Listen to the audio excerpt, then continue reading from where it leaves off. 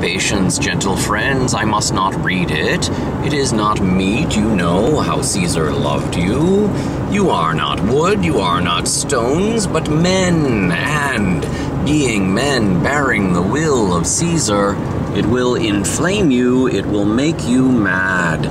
'Tis good you know not that you are his heirs, for if you did, oh, what should come of it? Will you be patient? Will you stay a while?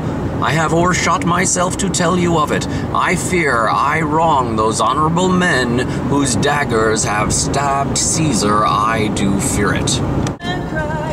Well, we're driving into Sault Ste. Marie, which is about as close to the United States as I'm going to get for a while, because it I think is right across from the northern peninsula of Michigan.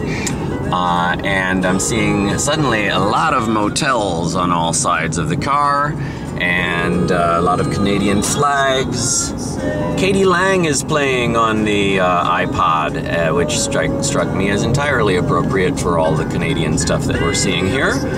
And there's the sign that says "To USA." It follows this way just a little bit further. Oh, and gas is just a tiny bit cheaper here than it's been over the last 3 hours or so. Indicates that it's $1.27 something per liter, which, yes, adds up to about $5 per gallon, in fact. But that's much better than the $1.35 something per liter that I've been seeing along the way lately.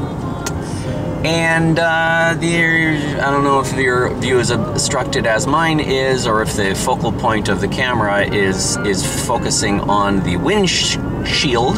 Almost said windscreen, but the windshield, where there are a number of kamikaze bugs that have swooped down upon my car. And what I'm looking for, I see the sign for it coming up right there, is the Tim Hortons, which is 1 minute ahead. I am going to pull over and get yet another cup of that delicious Tim Hortons coffee to fortify me for the rest of the trip. And I've got a long, sweeping trip.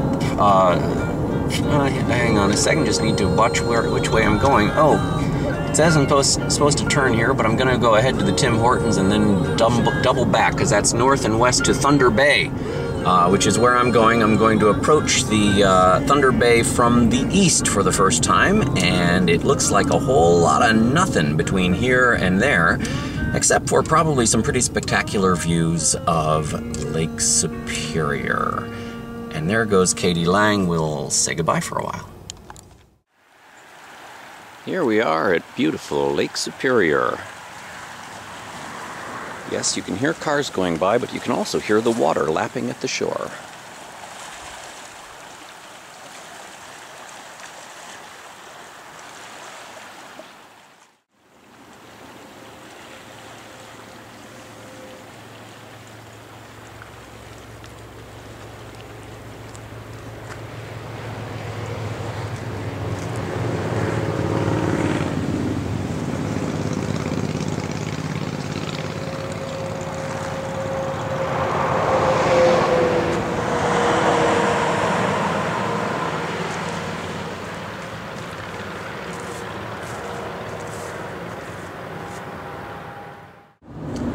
We have now entered Lake Superior Provincial Park, which seems to be filled with great views such as this. Everywhere I go, whoops, can't actually watch what I'm aiming at and watch the highway at the same time, so sorry about that. Oh, there's, looks like an inlet of Lake Superior up there ahead in the distance. And every now and again, as I've tried to capture here, we see these occasional stackings of things on top of things, which sounds like a routine out of Monty Python. Mostly it's stones on top of stones, or driftwood on top of stones, which is a Native American thing. Oops, there's some of Lake Superior off to the left. Don't know if that's visible for you or not, but it's apparently we've got 83 kilometers of the Lake Superior Provincial Park yet to go, and I will be tempted to turn the camera on every 2 or 3 minutes, I expect. And for your level of tolerance, I will try to resist that at most steps along the way. Bye-bye.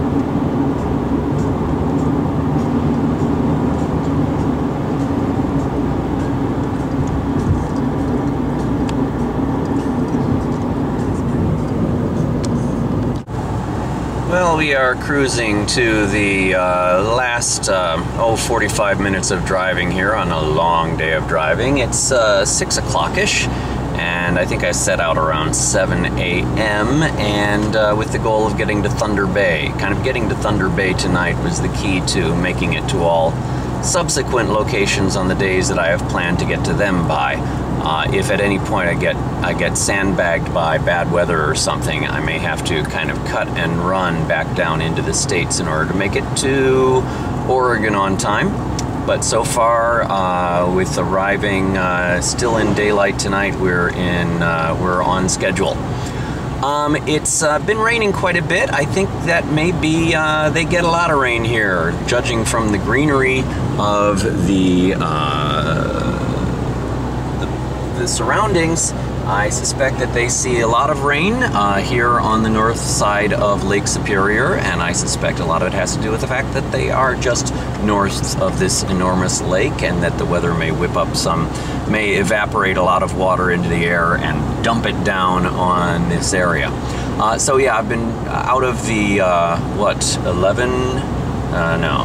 9, 10 hours I've been driving so far. No, it's 11 hours. 11 hours I've been driving so far. I've probably spent 5 of those hours in the rain. And the views have been spectacular, but you know, it gets tedious even seeing spectacular views. I think it's partially because I'm just, I say, wow, look at that, and then there's nobody else to look at that, and I feel responsible to absorb it all by myself, and I'm not doing it justice, so I just feel guilty about that entirely.